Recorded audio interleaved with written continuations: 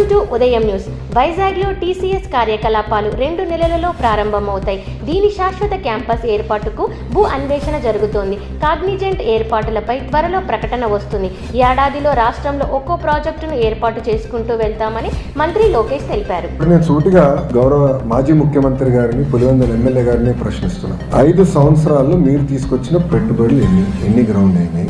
మేము 8 నెలల్లో తీసుకొచ్చిన పెట్టుబడులు ఏంటి? చర్చకి నేను సిద్ధం, ఆయన సిద్ధమా? మళ్ళీ కోడిగుడ్డుని పంపిస్తాడు. మాకు కోడిగుడ్లు వద్దు, మాకు ఆమ్లెట్లు వద్దు, డైరెక్ట్ గా రమ్మనండి, ఐఎమ్ రెడీ టు టాక్. నేను ఎక్స్ప్లెయిన్ చేస్తాను. ఇప్పుడు ఆర్సిలర్ మిత్తల్ ప్రాజెక్ట్ నేను 2019లో కలిసా. ఇందులో డావోస్ లో టీసీఎస్ వాళ్ళ బూత్ బయట కలిసి ఆనాడు చెప్పి ఆంధ్ర రాష్ట్రానికి రండి అని. మీరు కూడా ఆదిత్యం కూడా అడిగించారు.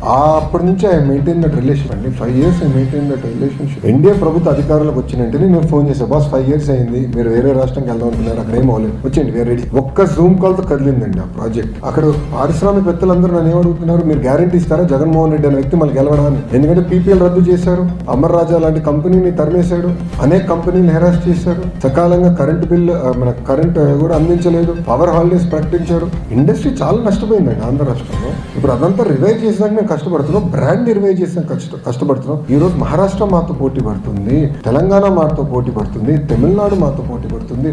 ఆ కేరళ మంత్రి కూడా డావోస్ కి వచ్చి పెట్టుబడుల కోసం అంటే రాష్ట్రాన్ని ప్రమోట్ చేసిన పోటీ పడుతున్నారు. వాళ్ళు ప్రమోట్ చేయకూడదా మేము రాష్ట్రాన్ని? It is a responsibility. We will promote. అని మీరు చూస్తారు కదా, రాబోయే 12 నెలల్లో ఎలాంటి పెట్టుబడులు రాబోతున్నాయి, ఎక్కడ వస్తాయో మీరు చూస్తారు కదా. But I'm ready for the discussion, debate. 5 సంవత్సరాలు ఆయన తీసుకొచ్చాడు, 8 నెలలు నేను తీసుకొచ్చిన 2x పెట్టుబడులు నేను తీసుకొచ్చాను.